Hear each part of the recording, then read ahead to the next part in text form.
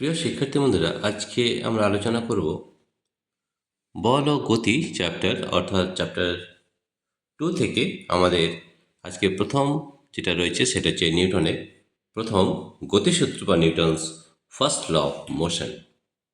তো দেখো, Newton's first law of মোশনের সব থেকে আগে যেটা জানতে হবে সেটা হচ্ছে তার সংজ্ঞা। সংজ্ঞা জানার পর আমরা তার বুঝবো। বিভিন্ন ধরনের উদাহরণ রয়েছে, উদাহরণ ছাড়াও আমাদের প্র্যাকটিক্যাল ক্লাস থাকবে। যে প্র্যাকটিক্যাল ক্লাসে আমরা দেখব যে প্রথম গতিসূত্র আমরা কিভাবে পরীক্ষা করতে পারি। তো সবচেয়ে প্রথমে দেখো যে আমাদের নিউটনের যে প্রথম সূত্র গতিসূত্র রয়েছে তার সংজ্ঞা কী। তো দেখো, এখানে সংজ্ঞা যদি দেখতে হয় তার এখানে বলা হয়েছে প্রথম গতিসূত্র ফার্স্ট ল অফ মোশন, বাইরে থেকে প্রযুক্ত বল দ্বারা অবস্থার পরিবর্তনে বাধ্য না করলে স্থির বস্তু চিরকাল স্থির অবস্থায় থাকবে এবং গতিশীল বস্তু চিরকাল সমবেগে সরলরেখায় চলতে থাকবে। এই কথাটির অর্থ কী সেটা কিন্তু আগে বুঝতে হবে। এছাড়াও এটা কিন্তু একটু মুখস্থ করতে হবে যে বাইরে থেকে প্রযুক্ত বল দ্বারা অবস্থার পরিবর্তনে বাধ্য না করলে স্থির বস্তু চিরকাল স্থির অবস্থাতেই থাকবে এবং গতিশীল বস্তু চিরকাল সমবেগে সরলরেখায় চলতে থাকবে। এটার আমরা উদাহরণ দিয়ে দেখব। এছাড়াও আমরা বিভিন্ন যে পরীক্ষা আছে সেই পরীক্ষা দিয়েও আমরা প্র্যাকটিক্যাল ক্লাস এটা দেখব যে এর কী অর্থ। প্রথম গতিসূত্র থেকে বলা যায় বল হলো গতির কারণ এবং গতির পরিবর্তন হলো বলের ফল। বল হলো গতির কারণ এবং গতির পরিবর্তন হলো বলের ফল। ঠিক আছে। 1687 খ্রিস্টাব্দে মহাবিজ্ঞানী নিউটন তার প্রিন্সিপিয়া নামের বিখ্যাত গ্রন্থে তিনটি গতিসূত্র সম্পর্কে প্রথম আলোচনা করেন। বস্তুর বেগ আলোর বেগের সঙ্গে তুলনীয় হলে এবং অণু, পরমাণু, ইলেকট্রন, প্রোটন ইত্যাদি কণার গতির ক্ষেত্রে নিউটনের গতিসূত্র সাধারণভাবে প্রয়োগ করা যায় না। ঠিক আছে। এই দুটো ক্ষেত্রে বস্তুর বেগ বস্তুর বেগ আলোর বেগের সঙ্গে তুলনীয় হলে এবং অণু, পরমাণু ও ইলেকট্রন, প্রোটন ইত্যাদি কণার গতির ক্ষেত্রে নিউটনের গতিসূত্র সাধারণভাবে প্রয়োগ করা যায়নি। দুটো ক্ষেত্রে কিন্তু নিউটনের গতিসূত্র প্রয়োগ হয় না। কি? যদি বস্তুর বেগ আলোর বেগের সঙ্গে তুলনীয় হয় এবং অণু, পরমাণু বা ইলেকট্রন বা প্রোটন ইত্যাদি কণার গতির ক্ষেত্রে নিউটনের গতিসূত্র সাধারণভাবে প্রয়োগ করা যায় না। ঠিক আছে। এই দুটো মনে রাখতে হবে। এছাড়া আমাদের আরেকটা ব্যাপার আছে যে আমাদের যে নিউটনের যে সূত্র, সেই সূত্রটা কি কি আমরা পাই। তাই দেখো, প্রথম গতিসূত্রের সঙ্গে আমরা যদি আলোচনা করি তাহলে আমরা কি কি পেয়ে থাকি সেটা আমাদের আগে জানতে হবে। সবথেকে প্রথমে প্রথম গতিসূত্রের আলোচনা, discussion of first law of motion. নিউটনের প্রথম গতিসূত্র থেকে আমরা অত্যন্ত গুরুত্বপূর্ণ দুটো বিষয়ে ধারণা পাই: বস্তুর জাড্য বা জড়তা, ইনার্সিয়া অফ ম্যাটার, বা বলের সংজ্ঞা, ডেফিনেশন অফ ফোর্স। তাহলে আমরা দুটো জিনিস জানতে পাই। একটা হচ্ছে বস্তুর জাড্য বা জড়তা বা ইনার্সিয়া অফ ম্যাটার, আর হচ্ছে বলের সংজ্ঞা। ঠিক আছে। ইনার্সিয়া অফ ম্যাটারে আমাদের দুটো ভাগ আছে, একটা হচ্ছে inertia of rest and inertia of motion, সেটা আমরা পরে করব। তো সবথেকে প্রথমে দেখো, এই যে নিউটনের যে সূত্র বলা আছে এটা কি বলতে চাইছে সেটা একটু ভালো করে বুঝতে হবে। সবথেকে প্রথমে দেওয়া আছে, আরেকবার দেখে নাও, আমাদের যে সূত্র দেওয়া আছে সেটা আমরা দেখে নিই। বাইরে থেকে প্রযুক্ত বল দ্বারা অবস্থার পরিবর্তনে বাধ্য না করে স্থির বস্তু চিরকাল স্থির অবস্থাতেই থাকবে এবং গতিশীল বস্তু চিরকাল সমবেগে সরলরেখায় চলতে থাকবে। এর অর্থ হচ্ছে,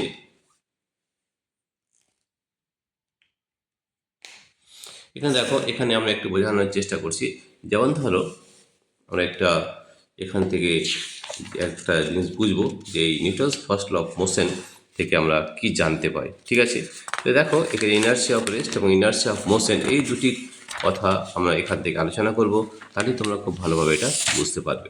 তাহলে ইনার্সিয়া অফ রেস্ট বা ইনার্সিয়া অফ মোশন, এই জিনিসটা কিন্তু ভালো করে বুঝতে হবে। এবং শুধু তাই নয়, এটা কিন্তু আমরা প্র্যাকটিক্যাল ক্লাসও করে দেখব যে প্র্যাকটিক্যালি এটা করা যাচ্ছে কি যাচ্ছে না। ঠিক আছে। তো দেখো, ইনার্সিয়া অফ রেস্ট বা ইনার্সিয়া অফ মোশন, এই জিনিসটা আমরা কীভাবে করতে পারি। সব থেকে আগে দেখো, আমরা এখানে যেমন ধরো,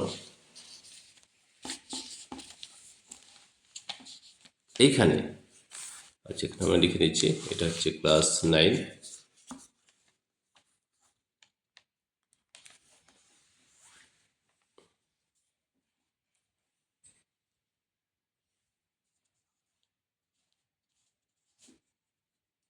দেখো, এখানে আমরা একটু ফোকাসিং করছি। ঠিক আছে, ক্লাস 9। আর আমরা আজকে পড়ব চ্যাপ্টার হচ্ছে Newton's first law of motion বা নিউটনের গতিসূত্র, নিউটনের প্রথম গতিসূত্র, Newton's first law of motion, Newton's first law of motion, first law of motion. আমরা কিন্তু এর প্র্যাকটিক্যাল ক্লাস করে দেখব Newton's first law of motion. তাই দেখো, নিউটন ফার্স্ট ল অফ মোশনের প্রথমে রয়েছে সংজ্ঞা বা ডেফিনেশন, তারপরে রয়েছে আমাদের দুটো জিনিস রয়েছে যে আমরা নিউটনের প্রথম সূত্র থেকে কী কী পাই। নিউটনের প্রথম সূত্র থেকে আমরা দুটো জিনিস পাই। প্রথম হচ্ছে 1 নম্বরে যেটা হচ্ছে সেটা হচ্ছে বস্তু জাড্য বা জড়তা, ঠিক আছে, ইনার্সিয়া, আর হচ্ছে বলের সংজ্ঞা। তাহলে প্রথমে নিউটনের প্রথম সূত্র থেকে পাবো ইনার্সিয়া, ইনার্সিয়া অফ ম্যাটার। বস্তু জাড্য হচ্ছে inertia of matter, inertia of matter. 1 নম্বর পাচ্ছি ইনার্সিয়া অফ ম্যাটার। আর 2 নম্বর যেটা পাবো সেটা হচ্ছে বলের সংজ্ঞা বা ডেফিনেশন অফ ফোর্স। বলের সংজ্ঞা বা ডেফিনেশন অফ ফোর্স, বলের সংজ্ঞা বা ডেফিনেশন অফ ফোর্স, এই দুটো জিনিস কিন্তু আমরা এখান থেকে পেয়ে যাব, ডেফিনেশন অফ ফোর্স। তো এই দুটো জিনিস মনে রাখতে হবে যে আমরা কী কী পাচ্ছি। ইনার্সিয়া অফ ম্যাটার মানে হচ্ছে বস্তুর জাড্য বা জড়তা। প্রথমে পাচ্ছি আমরা বস্তুর জড়তা, বস্তুর জড়তা, বস্তুর জড়তা সম্পর্কে আমরা জানতে পারছি। আর 2 হচ্ছে ডেফিনেশন অফ ফোর্স, অর্থাৎ বলের সংজ্ঞা। এই দুটো জিনিস কিন্তু আমাদের মনে রাখতে হবে যে নিউটনের সূত্র থেকে আমরা দুটো জিনিস পাচ্ছি, বলের সংজ্ঞা এবং বস্তুর জড়তা সংজ্ঞা। এই দুটো জিনিস কিন্তু আমাদের মনে রাখতে হবে, ঠিক আছে। তো আমরা কী পেলাম? Definition of force, inertia of matter, বস্তু জড়তা, এবং ডেফিনেশন অফ ফোর্স অর্থাৎ বলের সংজ্ঞা। এই দুটো জিনিস কিন্তু আমরা এখান থেকে পেয়ে যাচ্ছি। এইবারে আমাদের দেখতে হবে যে প্রথম সূত্র যেটা বলা হয়েছে সেটাতে কী বলতে চেয়েছে সেটা কিন্তু ভালো করে বুঝতে হবে। এছাড়াও আমরা এর কিন্তু প্র্যাকটিক্যাল ক্লাস করেও দেখব, ঠিক আছে। তো সবথেকে প্রথমে আমি আরেকবার ডেফিনেশন বা সংজ্ঞাটা পড়ে নিচ্ছি যে বাইরে থেকে প্রযুক্ত বল দ্বারা অবস্থার পরিবর্তনে বাধ্য না করলে স্থির বস্তু চিরকাল স্থির অবস্থাতেই থাকবে এবং গতিশীল বস্তু চিরকাল সমবেগে সরলরেখায় চলতে থাকবে। তো এটার মানে হচ্ছে যে ধরে নাও এখানে কোনো একটা পার্টিকেল, আমরা পার্টিকেল বা কণা বলতে পারি, ঠিক আছে, কোনো একটা কণা, যে কণাটা স্থির অবস্থায় রয়েছে, এখানে কোনো বেগ নেই, v0, ভি যদি 0 হয়, তাহলে এ কিন্তু এর যে এ কি চাইবে যে এই সবসময় চাইবে যে এই বস্তুটা সবসময় একই জায়গায় থাকবে, স্থিতিতে থাকবে, কিন্তু এর কোনো পরিবর্তন হবে না, ঠিক আছে। তাহলে একই অবস্থায় থাকতে চাইবে, অর্থাৎ এই যদি এই স্থির অবস্থায় থাকে, স্থির অবস্থাতেই থাকতে চাইবে। এটা হচ্ছে inertia of rest, inertia of rest, inertia of rest. এটাকে বাংলায় বলা হয় ইনার্সিয়া অফ রেস্ট। অর্থাৎ এটা আমরা প্র্যাকটিক্যাল ক্লাসে করে দেখাবো যে বস্তু জাড্য বা জড়তা হচ্ছে স্থিতিজাড্য, ইনার্সিয়া অফ রেস্ট এটাকে বলা হয় স্থিতিজাড্য, স্থিতিজাড্য, স্থিতিজাড্য। তাহলে স্থিতিজাড্য হচ্ছে কোনো একটা বস্তু সে নিজের অবস্থানে যদি পরিবর্তন না করতে চায়, একই জায়গায় থাকতে চায়, সেটাই তার ইনার্সিয়া অফ রেস্ট বা স্থিতিজাড্য। গতিজাড্য কেমন হয়? কোনো একটা বস্তু এ, বি ধরে নাও, এটা বি বস্তু, কোন একটা বস্তু বি বস্তু সে সমবেগে যাচ্ছে, সমবেগে, কনস্ট্যান্ট ভেলোসিটি, সমবেগ অর্থাৎ constant velocity, constant velocity, constant velocity মানে হচ্ছে সমবেগে যাচ্ছে, ঠিক আছে। সে কিন্তু সমবেগে যেতেই থাকবে, ঠিক আছে। কিন্তু সাধারণভাবে আমরা কি দেখি সেটাকে জানতে হবে। সাধারণভাবে দেখি কিছু দূর গিয়ে গড়িয়ে সেটা কিন্তু থেমে যায়। এই থেমে যাওয়ার কিন্তু দুটো কারণ রয়েছে। ফার্স্ট কারণ, এই যে আমরা বলি না স্বাভাবিক চলতে থাকবে, কিন্তু আমরা বেশিরভাগকে দেখি যে কোনো একটা বলকে যদি গড়িয়ে দেওয়া হয় তাহলে কিছু দূর গিয়ে সেটা কিন্তু থেমে যায়। নিউটন সূত্র কী বলেছে? সে কিন্তু কোনোদিন থামবে না। কিন্তু কেন থেমে যায় সেটা একটা বিশেষ দুটো কারণ রয়েছে। কী কারণ রয়েছে? প্রথম কারণ রয়েছে যে আমাদের দেখো এখানে এই যে যাচ্ছে এখানে কিন্তু বায়ু রয়েছে, বায়ু, এয়ার, এয়ার কিন্তু একে যেতে বাধা দিচ্ছে। তাহলে একটা রেজিস্ট্যান্স কাজ করছে, একটা ফোর্স কাজ করছে বিপরীত দিকে, এয়ার। এখানে প্রথম এয়ার রেজিস্ট্যান্স, বায়ুর যে বাধা সেটা কিন্তু এখানে কাজ করছে, এয়ার রেজিস্ট্যান্স, সেই জন্য এটা থেমে যাচ্ছে। আরেকটা কারণ আছে, দুটো কারণ আছে। আর কি আছে, এই যে বস্তু রয়েছে এর মধ্যে কিন্তু ঘর্ষণ কাজ করতে হয়, ফ্রিকশনাল ফোর্স বিপরীতে, ফ্রিকশনাল ফোর্স সবসময় বিপরীত দিক কাজ করে, frictional force, frictional force, frictional force, এই দুটো বল কাজ করার জন্য এটা কিন্তু থেমে যাচ্ছে। কিন্তু এখানে যদি ফ্রিকশনাল ফোর্স এবং এই এয়ার রেজিস্ট্যান্স এটা দুটো যদি সরিয়ে দেওয়া যায়, তাহলে কিন্তু এই বস্তুটা কিন্তু সমবেগে চলতে থাকবে, কোনো দিন কিন্তু দাঁড়াবে না। ঠিক আছে, তো দেখো এখানে দুটো জিনিস আমরা জানতে পারলাম, ইনার্শিয়া অফ রেস্ট অর্থাৎ স্থিতিজাড্য, আর ইনার্শিয়া, এটাকে বলা হয় ইনার্শিয়া অফ মোশন। কি বলা হয়? Inertia of motion, inertia of motion অর্থাৎ গতিজাড্য। কি বলা হয় এটাকে? বাংলায় বলা হয় গতিজাড্য,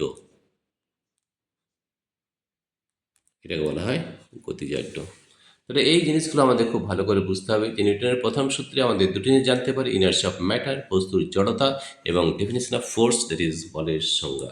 ঠিক আছে, তো এইটা হচ্ছে নিউটনের প্রথম সূত্র এবং তার সংজ্ঞা সম্পর্কে আমরা আলোচনা করলাম। ঠিক আছে, এরপরে দেখো আমাদের ইনার্শিয়া অফ এই স্থিতিজাড্য বা গতিজাড্য আর একটু আমরা আলোচনা করব। সেটা হচ্ছে প্রথমে আমরা দেখো ইনার্শিয়া অফ ম্যাটার। তাহলে এখানে খুব ভালোভাবে আমি বুঝতে পারলাম যে আমাদের নিউটনস ফার্স্ট ল এটা দুটো জিনিস দিয়ে বোঝানো যায়, একটা হচ্ছে স্থিতিজাড্য দিয়ে আর একটা হচ্ছে গতিজাড্য। স্থিতিজাড্য কি? বাইরে থেকে কোনো প্রযুক্ত বল, বাইরে থেকে প্রযুক্ত বল দ্বারা অবস্থা যদি পরিবর্তন করতে বাধ্য না করলে স্থির বস্তু স্থির অবস্থায় থাকবে এবং চলমান বস্তু সমবেগে চলতে থাকবে। ঠিক আছে, এইটা কিন্তু একটা বস্তু একটা জায়গাতেই থাকতে চাই, সেটা হচ্ছে ইনার্শিয়া অফ রেস্ট বা স্থিতিজাড্য। একে যদি এটা তার ধর্ম, তার কী ধর্ম? স্থিতিজাড্য ধর্ম। আরেকটা কি? গতিজাড্য। কোনো একটা বস্তু সমবেগে চলছে, সেটা কিন্তু সমবেগে চলতে থাকবে যদি তাকে বাইরে থেকে কোনো বল প্রয়োগ করা না হয়। কিন্তু এখানে দেখো আমাদের কিছু একটা বলকে যদি গড়িয়ে দেওয়া যায়, কিছু দূর গিয়ে সে দাঁড়িয়ে যায়, তার দুটো কারণ হচ্ছে, প্রথম এয়ার রেজিস্ট্যান্স, বায়ু আছে সেই জন্য সে বাধাপ্রাপ্ত হচ্ছে, বায়ুটা বিপরীত দিকে কাজ করছে। আর এটা কি? ফ্রিকশনাল ফোর্স অর্থাৎ ঘর্ষণ বল কাজ করছে এই গতির বিপরীত দিকে। এই দুটো কারণে কিন্তু এটা দাঁড়িয়ে যাচ্ছে। যদি এই দুটো জিরো জিরো করে দেওয়া যায়, এয়ার রেজিস্ট্যান্স জিরো আর ফ্রিকশনাল ফোর্স যদি জিরো করে দেওয়া যায়, তাহলে কিন্তু এই বস্তুটি কোনোদিন দাঁড়াবে না, সেটা কিন্তু সমবেগে কিন্তু চলতে থাকবে। ঠিক আছে, তো এই জিনিসগুলো আমাদের খুব ভালো করে বুঝতে হবে। ঠিক আছে, তো দেখো এবার আমরা পড়ব inertia of matter. Inertia of matter বা বস্তুর আমাদের যে জাড্য, সেটা সম্পর্কে আলোচনা করব। আমি আগে বলেছি আমাদের জাড্য হচ্ছে দুই ধরনের, একটা হচ্ছে ইনার্শিয়া অফ রেস্ট বা ইনার্শিয়া অফ মোশন। তাহলে আমরা এর একটু আলোচনা করি। ঠিক আছে, প্রথম গতিসূত্র থেকে বলা হয়েছে যে বাইরে থেকে কোনো প্রভাব বল প্রযুক্ত না হলে স্থির বস্তু চিরকাল স্থির থাকে এবং গতিশীল বস্তু সময়কে সরলরেখায় চিরকাল চলতে থাকবে। একটি স্থির বস্তু কখনোই নিজে থেকে গতিশীল হতে পারে না। আমি আগে বলেছি যে একটি স্থির বস্তু কোনো দিন কখনোই নিজে থেকে গতিশীল হতে পারে না, তেমনি একটি গতিশীল বস্তুও কখনো নিজে থেকে স্থির হতে পারে না। অর্থাৎ কোনো ক্ষেত্রেই বস্তু নিজের থেকে তার স্থিতি বা গতির অবস্থার পরিবর্তন ঘটাতে পারে না। যে মৌলিক ধর্মের জন্য বস্তু তার স্থিতি বা গতির অবস্থার পরিবর্তনে যে কোনো প্রচেষ্টাকে বাধা দেয়, সেই ধর্মকে বলা হয় জাড্য ধর্ম। নিউটনের প্রথম গতিসূত্র যেহেতু জাড্যের ধারণা দেয়, তাই প্রথম গতিসূত্রকে জাড্যের সূত্র বা ল অফ ইনার্সিয়া বলা হয়। এটা একটু মনে রাখতে হবে যে আমাদের নিউটনের যে প্রথম সূত্র সেটাকে বলা হয় ল অফ ইনার্সিয়া।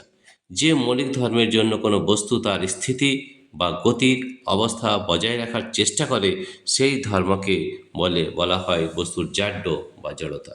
বস্তুর জাড্য তার ভরের উপর নির্ভর করে, বস্তুর ভর বেশি হলে জাড্য বেশি হবে। তাহলে দেখে মনে রাখতে হবে যে বস্তুর জাড্য তার ভরের উপর নির্ভর করে। ঠিক আছে, বা জাড্যকে দুই ভাগে ভাগ করা যায়, স্থিতিজাড্য এবং গতিজাড্য। আমি আগে আলোচনা করেছি স্থিতিজাড্য হচ্ছে ইনার্শিয়া অফ রেস্ট আর গতিজাড্য হচ্ছে ইনার্শিয়া অফ মোশন। ঠিক আছে, তো এইগুলো আমাদের খুব ভালো করে কিন্তু বুঝতে হবে। ঠিক আছে, এরপর দেখো আমাদের কী কী রয়েছে, স্থিতিজাড্য কিছু উদাহরণ রয়েছে, সেই উদাহরণগুলো আমরা পড়ব। ঠিক আছে, ইনার্শিয়া অফ রেস্ট অর্থাৎ যে ধর্মের জন্য স্থির জড়বস্তু তার স্থিরাবস্থা বজায় রাখার চেষ্টায় রাখতে চায়, তাকে স্থিতিজাড্য বলে।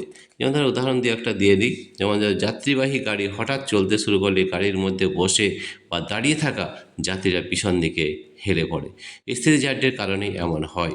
গাড়ি যখন স্থির থাকে তখন গাড়ির যাত্রীর দেহ স্থির থাকে, গাড়ি হঠাৎ চলতে শুরু করলে যাত্রীর দেহের নিম্নাংশ গাড়ির সংলগ্ন হওয়ায় গাড়ির সঙ্গে গতিশীল হয়, কিন্তু দেহের উপরের অংশ স্থিতিজাড্যের জন্য স্থির অবস্থায় থাকতে চায়। ফলে গাড়ি চলতে শুরু করলে যাত্রী পিছন দিকে হেলে পড়ে। এটা যদি আমরা বুঝতে চাই তাহলে দেখো আমরা এটাকে বোঝানোর চেষ্টা করছি, তাহলে এইভাবে বোঝানো যেতে পারে। তাহলে দেখো কি হয়, যেমন ধরো একটা গাড়ি, এখানে একটা মানুষের উদাহরণ দিয়ে আমি তোমাদের দেখাচ্ছি। যেমন ধরো এখানে একটা বাস, ধরো একটা বাস রয়েছে, ঠিক আছে। এই বাসটা যদি হঠাৎ চলতে শুরু করে তাহলে মানুষটা পিছন দিকে কেন হেলে পড়ে যায় সেটা আমরা একটা দেখাবো। এখানে একটা মানুষ দেখানো যাচ্ছে, ঠিক আছে। যখন এই বাসটা যাচ্ছে হঠাৎ করে চলতে শুরু করছে, হঠাৎ করে, ঠিক আছে। তাহলে কী হচ্ছে, এই যে মানুষের পায়ের সঙ্গে যেটা টাচ স্পর্শ রয়েছে, এই পায়ের কিন্তু গতিবেগ চলে এসেছে, ঠিক আছে। কিন্তু এই যে মাথাটা বা উপরের অংশ কিন্তু সে কী চায়, ইনার্সিয়া অফ রেস্টের জন্য স্থিতি অবস্থায় চায়। ইনার্সিয়া অফ স্থিতি জাড্যের জন্য কী হয়, সেই মাথাটা কিন্তু এখনও পর্যন্ত বেগ পায়নি। তাহলে দেখো এটা কী হচ্ছে, এইটা সামনের দিকে চলে যাচ্ছে পাটা, কিন্তু মাথাটা কিন্তু রয়ে যাচ্ছে একই জায়গাতে এইখানে, সেই জন্য এটা কিন্তু হেলে যাচ্ছে। বোঝা গেছে? তো এটা কিসের জন্য হচ্ছে, ইনার্সিয়া অফ রেস্ট বা স্থিতিজাড্যের জন্য। যখন এই গাড়িটা আগের দিকে এগিয়ে যাচ্ছে, এর পায়ের সঙ্গে সংস্পর্শ আছে বলে পাটা কিন্তু এগিয়ে যাচ্ছে, কিন্তু উপরের অংশ কিন্তু এখন স্থিতিজাড্যের জন্য একই জায়গায় রয়েছে। এটাই, তাহলে একই জায়গায় যদি থাকে তাহলে মাথার এখানে এবং পাটা যদি এইদিকে সামনের দিকে চলে যায় তাহলে কিন্তু সে হেলে পড়বে, তাই জন্যে সে কিন্তু হেলে পড়েছে। বোঝা গেছে? তো এটাই হচ্ছে আমাদের ইনার্সিয়া অফ রেস্ট। তাহলে আমাদের বলেছিলাম যে এটা কিন্তু আমরা উদাহরণ দিয়ে দেখাতে পারি, যে আমরা কিছু কিছু উদাহরণ আমরা দেব।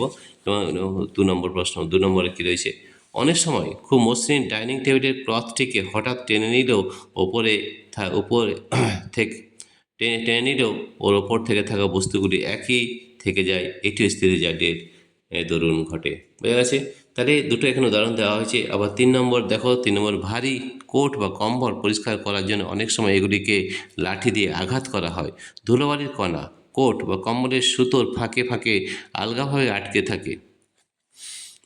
ধুলি ধুলোবালির কণা কোট বা এবং কম্বলের সুতোর ফাঁকে ফাঁকে আলগাভাবে আটকে থাকে। এগুলিকে লাঠি দিয়ে আঘাত করলে কাপড়টি হঠাৎ গতিশীল হয়, কিন্তু ধুলোবালির কণাগুলি স্থিতিজাড্যের দরুন একই জায়গায় স্থির থাকতে চায়।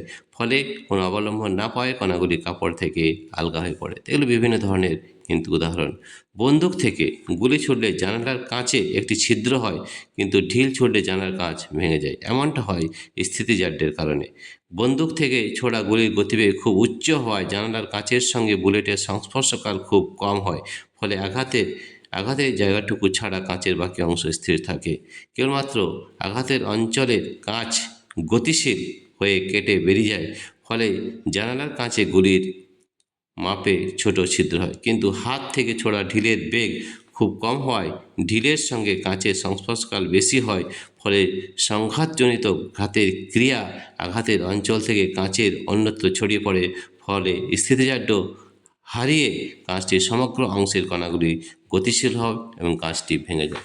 এই যে আমাদের বিভিন্ন যে উদাহরণ দেওয়া হয়েছে, এগুলো কিন্তু আমাদের স্থিতিজাড্যের উদাহরণ এখানে কিন্তু আমরা দিয়েছি, এবং এটা আমরা কিন্তু প্র্যাকটিক্যাল ক্লাসেও কিন্তু করে দেখাবো যে কীভাবে স্থিতিজাড্য কাজ করে, ঠিক আছে। এছাড়া আমাদের রয়েছে গতিজাড্য। এখানে দেখো এটা আমরা করে দেখাবো। এটা আমাদের করে দেখাতে একটা গ্লাস নেওয়া হয়েছে, একটা কয়েন নেওয়া হয়েছে এবং একটা এখানে কার্ডবোর্ড নেওয়া হয়েছে। এই কার্ডবোর্ডটাকে টোকা দিলে কিন্তু কয়েনটা গ্লাসের নিচে পড়ে যায়। কারণ এটা এখানে কী শো করে, যে আমাদের স্থিতিজাড্য এই যে কয়েনটা রয়েছে, এই কয়েনটা কিন্তু তার নিজের জায়গাতে থাকতে চায়, তাই এটা গ্লাসের মধ্যে পড়ে যায়। এটা কিন্তু একটা স্থিতিজাড্যের উদাহরণ বা অ্যাক্টিভিটি, সেটা কিন্তু আমরা করে দেখাবো, ঠিক আছে। এরপর রয়েছে inertia of motion. Inertia motion বা গতিজাড্য। তাহলে ইনার্শিয়া মোশনের কিছু উদাহরণ মনে রাখতে হবে। যে ধর্মের জন্য গতিশীল বস্তু সমবেগে সরলরেখায় গতি বজায় রাখার চেষ্টা করে তাকে গতিজাড্য বা ইনার্শিয়া অফ মোশন বলে। গতিজাড্যের কয়েকটি দৃষ্টান্ত বা কয়েকটি উদাহরণ রয়েছে, সেই উদাহরণগুলো কিন্তু খুব ভালো করে বুঝতে হবে আমাদের, ঠিক আছে। তার মধ্যে কী উদাহরণ রয়েছে সেটা একটু দেখে নিই। যাত্রীবাহী চলন্ত গাড়ি হঠাৎ থামলে গাড়ির মধ্যে বসে থাকা বা দাঁড়িয়ে থাকা যাত্রীর সামনের দিকে ঝুঁকে পড়ে, ঠিক আছে। আর কি হয়, গতিজাড্যের জন্য এরকম হয়, গাড়ি যখন গতিশীল থাকে তখন গাড়িতে বসে থাকা বা দাঁড়িয়ে থাকা যাত্রীর সম্পূর্ণ দেহই গতিশীল থাকে। গাড়ি হঠাৎ থামলে যাত্রীর দেহের নিম্নাংশ গাড়ির সংস্পর্শে থাকায় গাড়ির সঙ্গে স্থির হয়, কিন্তু যাত্রীর দেহের উপরের অংশ গতিজাড্যের দরুন তার গতি বজায় রাখার চেষ্টা করে, ফলে যাত্রীরা সামনের দিকে ঝুঁকে পড়ে।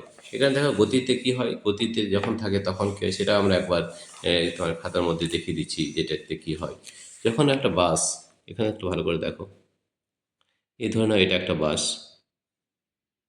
ঠিক আছে, এখানে একটা মানুষ দাঁড়িয়ে আছে, ঠিক আছে, এতে পায়ের সংস্পর্শ আছে। এই বাসটি সমবেগে চলছে, ধরে নাও ভি বেগে নিয়ে চলছে, ঠিক আছে। হঠাৎ যদি দাঁড়িয়ে যায়, ভি যদি হঠাৎ জিরো হয়ে যায়, হঠাৎ যদি সেটা দাঁড়িয়ে যায়, হঠাৎ দাঁড়িয়ে গেলে কি হয় সেটা দেখে নাও। হঠাৎ দাঁড়িয়ে দাঁড়িয়ে গেলে কী হয়, হঠাৎ দাঁড়িয়ে দেখো প্রথমে কী ছিল, তার পুরো অংশটার বেগ কিন্তু একই ছিল, কিন্তু গাড়ি যখন হঠাৎ দাঁড়িয়ে যাচ্ছে তখন তার এই সংস্পর্শে, পায়ে যে সংস্পর্শ আছে সেখানে কিন্তু গতিবেগ জিরো হয়ে যাচ্ছে।